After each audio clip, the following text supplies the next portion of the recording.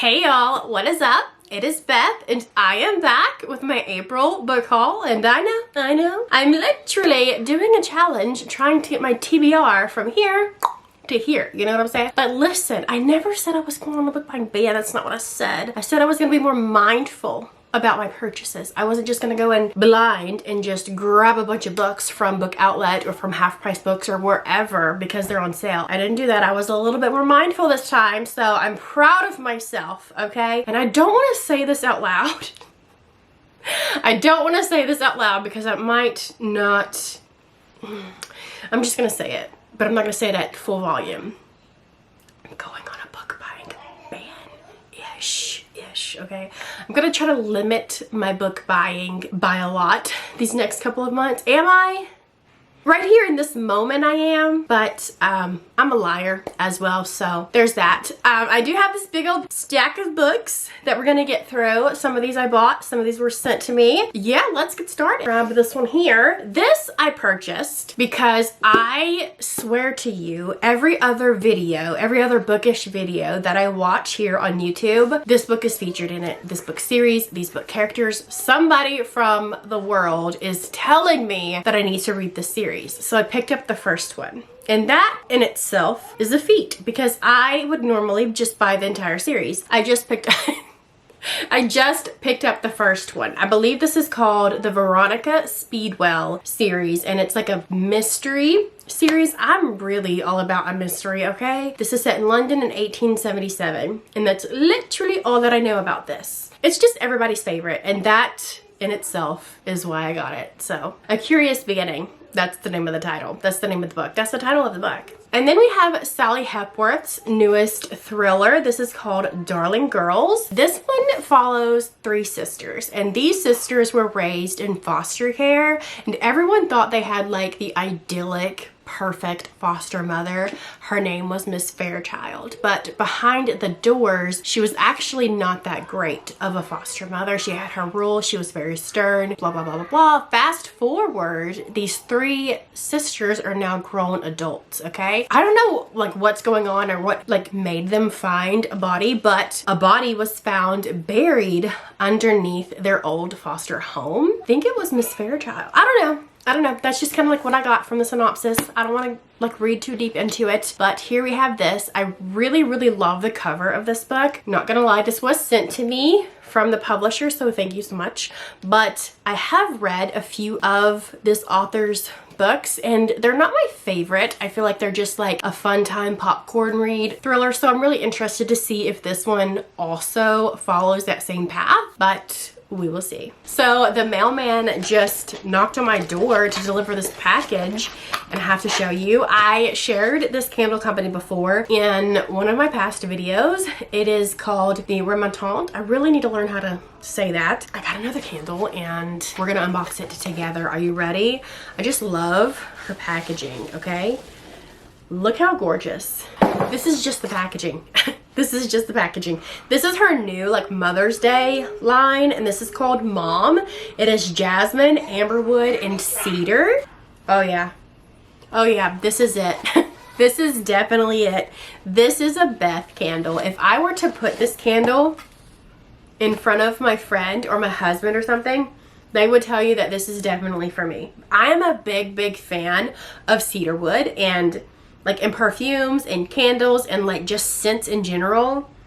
I'm obsessed. So if you haven't checked out this candle shop, I definitely recommend. It is a Black owned small business. She has a bunch of luxury candles. She's coming out with new candles all the time. She also is on Instagram and pretty active, good content. Definitely 10 out of 10 recommend. I'll be linking her shop down below and check it out. And let's get back into the books. Another one that was sent to me by the publishers is by an author that I've never heard of, and that is Jessica Shattuck. This is called Last House. I believe this is a historical fiction. It says the war is over and America has entered a golden age, the age of oil. Other than that, I don't know what it is, but I'm not gonna lie to you. There's a big chance this will be featured in my unhaul.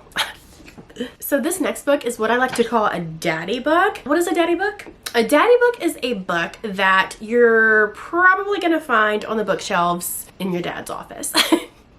I'm talking like James Patterson, Lee Child, Vince Flynn, Harlan Coben, like those kind of daddy books. Also David Baldacci. I don't even know if that's how you pronounce his last name, but I've never read anything by this author. I do know that he writes series, and a lot of them are like number 28, number 29. Let me just start with a standalone, which is this, and this is his newest book. This is a legal thriller. It is set in the year 1968 in Southern Virginia. A racially charged murder case sets a duo of white and black lawyers against a deeply unfair system as they work to defend their wrongfully accused black defendants in this courtroom drama. It sounds like it's going to be very emotional and hopefully very good. Let's go ahead and get the meat, a big chunk of the books off of this cart. I have 7 Diana Gabaldon books. I have books 3 through 9 in the Outlander series. I don't know them in by heart. I think this is book number 8. But first off, look how cool this is. It has the family tree on the inside, which is really cool. But I have been wanting to collect these books because I really do want to dive back into that series. I've read books 1 and 2 like 10 plus years ago, and I only own books 1 and 2, and my fear is I'm gonna get addicted to them and I'm not gonna be able to find the rest of the series in hardback if I wait much longer. And I think the 10th and final book is set to release sometime next year, or 2026 is what she says on her blog. I kind of want to read them all before then, and I just didn't want to wait and then not be able to find them in and listen, I've had some troubles, okay? I've had to do 3 returns on these books because they come in really bad condition or really used condition. So I finally have the entire set. I think this is book 8. I don't know the order, but I'm just going to show you what they are. So Written in My Own Heart's Blood. I do know this is the 9th one. So this is Go Tell the Bees That I Am Gone. This is the ugliest cover, A Breath of Snow and Ashes. Who made this decision? The Fiery Cross. This is one that I had to return, rebuy, because it just kept coming in so damaged. Voyager, Drums of Autumn, and An Echo in the Bone. I think this is the last one on my cart. They're all very beefy books. Pages are Bible thin. It's gonna be a fun time. I'm gonna have to figure out how to incorporate this into my very long TBR and get them hopefully finished. My goal is by the end of 2025, unless she releases an exact release date, then I'll make my goal to be that. So I can read the final book when everybody else reads the final book. I also have never seen the TV show. I really want to, but I want to go back and reread at least the first book, if not the second book, before I dive into that. And I think they're on their last season as well. I could be wrong, but these are like historical fiction, fantasy, romance type books. The 2 that I have read were very good, and I read them physically because I read them back in the day when I did not listen to audiobooks. So I'm gonna try to do that again, but it's gonna be a journey, a whole process. So this next book, I actually pre-ordered this because the cover was absolutely stunning. You cannot tell me this cover is not stunning. Did I pre-order this not knowing anything about the book? Yes. So that's on me. I do know that it is a standalone, so that's really great, because sometimes I feel like there are just too many series out in the world and we need more standalones. So I'm here for that. I'm hoping I can get to this soon. There's this thing about me that I don't typically read books when they first come out. I don't know what it is. There's only like a handful of authors that I will read their books as soon as they come out. But most of the time, a lot of the times actually, I will wait until like people forgot about the book, and then I'll read it. And then it's just like, not as fun. So I really need to get back on track of reading books while the hype is out there. Does that make sense? I don't really know. If you're curious, the authors that I do read their books immediately when they come out is Karen Slaughter, Stephen King, and Emily Henry. Other than that, I just need to add more names to the list, honestly. So maybe I'll read this one soon.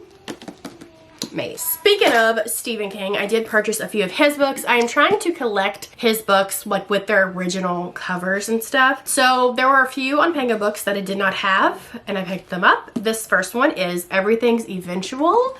It is a collection of short stories, 14 dark Tales. Dreamcatcher. This is one that I don't ever hear anyone talk about, so I'm very curious. And this also has a very ugly cover. And then Duma Key, which is another one, again, that I don't really hear anything about. I wasn't a King reader, obviously, for many years. I also wasn't alive for many years as he was putting books out. So there are a lot of his books that I don't know anything about. And I have maybe only read like 25-ish of his books. So I still have a long way to go. And I'm slowly collecting them. What if, like, when he does, you know, eventually croak, his books like skyrocket in price? That's what I'm scared of. So that's why whatever. It is what it is. So in my last book haul, I hauled The World We Make by N.K. Jemisin, thinking that was the first book. I didn't even know it was a series. I just thought it was a book. And then somebody, you know, commented to let me know that it's actually the second book in a series, and I grabbed the wrong one. So I went and bought the first one. This is The City We Became by N.K. Jemisin. First off, these are gonna look so good together once I shelve all of these books. I love the color scheme, the bright pops of color with the black and white. So this is I want to say urban fantasy type book set in Manhattan, and that's all that I know. My husband is the main reason why I picked up the other book, because he's been wanting to read this. Anyway, this next one was another one sent to me by, I'm assuming, the publishers. The Trail of Lost Hearts by Tracy Garvis Graves. New York Times bestselling author of The Girl He Used to Know. This author sounds really familiar, but The Girl He Used to Know rings zero bells for me.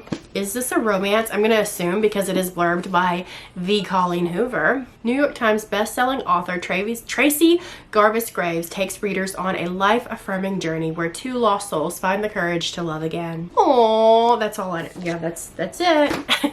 This next book I've actually already read. This is one of my favorite thrillers, especially like my detective type thrillers that I love to read. I feel like I'm the only person on the internet that loves thrillers that feature a detective type character, but it is what it is. I cannot be the only person that likes these because there's so many, you know what I mean? Especially like series. A lot of the detective thrillers are like series that are 20+ books long. They wouldn't be that long if nobody liked them. I just gotta find my crowd. This one is that. It is book one in a series. It is an Amish thriller, and it is called Sworn to Silence by Linda Castillo. I read this via ebook. I've been wanting to own a copy of it for years, but I could never find it in hardback in good condition until now. I found it on Pango Books. Hardback, fantastic condition. Makes me want to reread it again. I loved this book. So in this book we have Kate Burkholder, who grew up Amish. Her family is still Amish, but when Kate had the chance to leave, she left. And she gets this opportunity to go back to her hometown to work and to be like the chief of police, you know, the top dog there. Some serial killer that was causing all this ruckus back when Kate was a little girl in this town is back. And, you know, it's messy, it's dark, it's descriptive, it's really good. This next book I have not read. It is Tress of the Emerald Sea by Brandon Sanderson. I am trying to get my foot into the fantasy world, not just romantasy, but fantasy, like the whole shit shebang, right? And I feel like the king of the fantasy world is Brandon Sanderson, and I really want to dive into his works. And so I did purchase The Way of Kings, but I have since heard that it's best to either start with standalones or to start with Mistborn. I did not purchase Mistborn yet because I cannot decide if I want to get the paperback copies from like the UK, like the white editions, or if I can just go ahead and get the hardback copy in the US. I don't know. I haven't decided yet, but soon, my friends. When I heard about this, Tress of the Emerald Sea, and the fact that he wrote this for his wife, I had to get it. I had to get it. And I got it. So, it just sounds so sweet, you know? Not the book, but him. Now, oh, this is gorgeous too. Hello. Number one, New York Times bestselling author Brandon Sanderson brings us deeper into the Cosmere universe with a rollicking, riveting tale that will appeal to fans of The Princess Bride. This is part of the Cosmere universe, so do I have to read this in a certain order? I don't know. Somebody needs to like link a really good Brandon Sanderson reading guide in the comments for me. That'd be great. I feel like it's very similar going into Stephen King, because it's like you don't really know where to start with him either because of his multiverse and a bunch of his books being connected together and blah blah blah blah blah blah blah blah blah blah blah, you know? Anyway, this is an arc of Rainbow Rowell's newest book. Does that name sound familiar to you? Oh, Girly Pop ain't wrote a book in so many years. I have over here Landline, Attachments, and Fangirl. I did unhaul the other books that owned by her, and I only kept the ones that I truly adored. But she has a new book coming out called Slow Dance. Cannot wait to read this one. This is an adult novel, so it goes along the lines of like Attachments and Landline. And I believe this is about a woman who's going through or has been recently divorced and has children with this man. And I believe she moves back to her hometown, and a guy that maybe she had a thing for in high school or something is also back in town. It kind of reminds me of Hope Floats when I read the synopsis. It's giving Hope Floats, and I really hope when I read this, it gives Hope Floats. Okay, these next 3 books are probably like books that I probably shouldn't have bought. These are probably the ones that were like, Beth, you really said you were gonna be a little bit more mindful when you go to buy things. Listen. I know I said that, but I'm sorry. So this is a trilogy, a fantasy trilogy. When I first started talking to people in my Instagram stories, because I am very active there, and asking for fantasy recs, not romantasy, but fantasy recs, this is a very popular author that was recommended to me. And so Amazon had this sale. Buy 2, get 1 free. So I bought 2 and I got 1 free. This trilogy right here. The Blade Itself, Before They Are Hanged, and Last Argument of Kings by Joe Abercrombie. And let me just tell you, does he not look like, you know, one of the Winchester brothers? What is his name? I don't even know. I can't watch that show because I am a chicken. Okay, when I opened it up, that's who it reminded me of. Anyway, so I have this, and it's another series that I really want to get to eventually. I just have a lot of these big ass books on my shelves. I fear the day. No, I don't. Okay, so we have a couple of romance books here. The first one is by old Elsie Silver, whom I love. Granted, I've only read 3 of her books. One of them is one of my all-time favorite romance books ever. Reckless, Daddy-Cade, let's talk about it. Wild Love by Elsie Silver. This is the first book in the Rose Hill series, which I don't know if you know this, but the reason why we all call him Daddy-Cade is because he is in fact a daddy, okay? He has a kid. This series follows these men, and they all have kids, including the first one. I believe in this one, he's a billionaire, world's hottest billionaire, I could only imagine. At the beginning of the book, he doesn't know that he has a kid, and then he later finds out that he has the kid. I think she's like 12. He was a sperm donor, and I believe her mom is dying or maybe has passed away or something like that. And so she's like, yo, you're my dad, and you're my dad, help. Or I don't even know. I don't know. But I love this cover. I love the shades of pink and whatever, and I really hope I love this book because I'm ready to fall back in love with a billionaire. This next book is a book that I've already read. I read the arc of it a couple months ago, and let me just tell you, I love this book. 6 billion stars. It's definitely, I want to say, the best book that I've read so far this year, just for the summer, by Abby Jimenez. And that says a lot because a lot of the times romance books don't really make that, like, it really takes a lot for a romance book to make that list for me, because when it comes to romance books, I am a girly pop that prefers like emotional romance, deep connection type books. If it has some spicy scenes in it, yay, good for me, good for you, good for everyone. But I just prefer like a really good emotional, hard-hitting type romance book, and I feel like this did that for me. There is like a spicy scene or 2 in here, but I would say like 1 pepper. On a scale of 1 to 5, like the spice is not super spicy, you're gonna be uncomfy. Like, not that people get uncomfy reading spicy scenes, because they wouldn't be as popular as they are now if that was the case. But there are some people like myself who prefer like light spice, and this delivered, babe. 10 out of 10, 15 out of 15, 25 out of 25, recommend. Also, really quick, if you dive into this, though it is not slotted as part of the series, but I do think you would benefit a lot if you read Part of Your World first, because the characters that appear, there are characters that appear from a few of her other books as well, like yours truly, and I want to say the Happily Ever After playlist or whatever that's called, but the characters that appear in here from Part of Your World play a big role. So I think it is a good idea to read that one first. Oh, another Stephen King book. Recently, a couple of weeks ago, it was the 50th anniversary of Carrie, and so they released this special edition hardback that's absolutely gorgeous. I have read Carrie. It's his first published novel. It's not my favorite, but I could not pass this up. It has the introduction written in here by Margaret Atwood, which is going to be really cool, which I want to go back and read that as well. A Stephen King classic. Speaking of classics, I bought this one because, listen, Linda, in high school, I don't think we ever read like a full-blown classic. We read more so poetry, or like my teacher would give us inserts from books to read, but we would only read like a couple of pages of the book and then do whatever. I went to a school, I'm from Texas, and my school has a lot of state championship titles.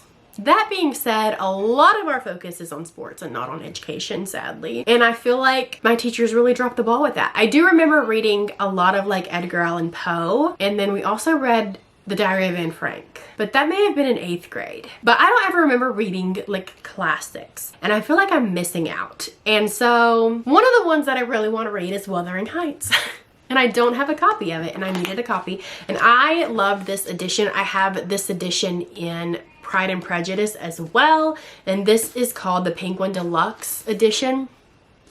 I love it. It has like little flaps and stuff, and yeah. I've never even read Pride and Prejudice. I've never even seen an adaptation of Pride and Prejudice because I'm always like, no, I want to read the book first. No, I want to read the book first, and I just haven't read it. So I need to get on that. And this one, and a Bronte book. You know, I really want to read Little Women, but I haven't. Couple more left. This was also sent to me, and this is called I Am Afraid You've Got Dragons by Peter S. Beagle. He is the author of The Last Unicorn, which I've never read, but I think it's also kind of a classic. When they reached out to me, they were like, do you want this book? And I was like, you know, I just read Fourth Wing last year, and I fell in love with that book specifically because of the dragons. So why would I turn down another book with dragons, you know? Dragons are common in the backwater kingdom of Belamontagne, coming in sizes from mouse-like vermin all the way up to the fabled kings, which haven't been seen in an age. Wow, that's a name. Gaius Aurelius Constantine Helabalala Thrax. But people just call him Robert. Has recently inherited his deceased father's job as a dragon exterminator, a career he detests with all his heart. Things turn from bad to worse when Robert is hired by the royal family to disinfest the entire castle, as Princess Cerise is determined to receive Crown Prince Reginald, with the shabby old castle looking its best. What happens next is not the fairy tale you may be expecting. I don't know. I am very much in a dragon mood though, so, and it's very short. We were at the mall, and our mall, I think a lot of malls, but our mall has like a Barnes & Noble. It's like 2 stories. It's really cool, fun, fresh. And we normally don't go in there because typically when I go to a bookstore to shop, I go to like Half Price Books or, you know, of whatever. I don't really go into Barnes & Noble because they have them bougie prices, okay? They have them bougie prices. And if I'm going to pay bougie prices, I'm going to go to like a mom and pop shop and pay them versus a Barnes & Noble, whatever. So I picked up one book while I was there because I was like, I cannot browse for all this time and just not get a book. So I did. I got The Fragile Threads of Power by V.E. Schwab.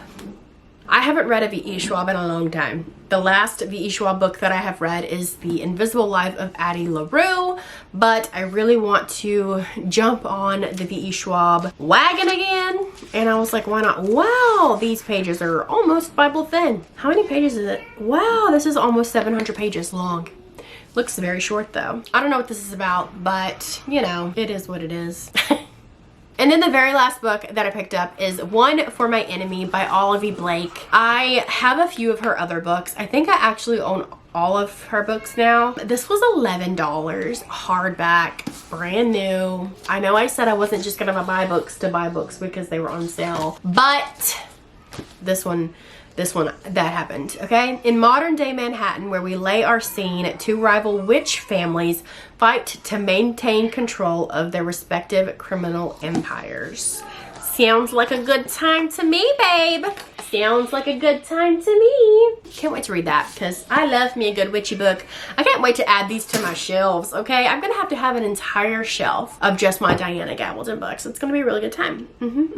So that is it, my friends. That was my book haul, and it doesn't feel like I bought a lot, and it feels like most of these were really good purchases, okay? So I'm gonna let that slide. I do have a book unhaul coming at you probably in May. I do have a decent stack ready for that. I've been going through them, babe. Yeah, so you can, you know, balance this out with that. I don't know. Yeah, I hope you enjoyed this video. Make sure to check the link below for the candle that I shared earlier. You're definitely gonna want to get your hands on it. You have to try her candles. They're so good. And yeah, I'm gonna go light mine, get some ambiance going, and get this video edited. And I will see you guys when I see you guys. Bye.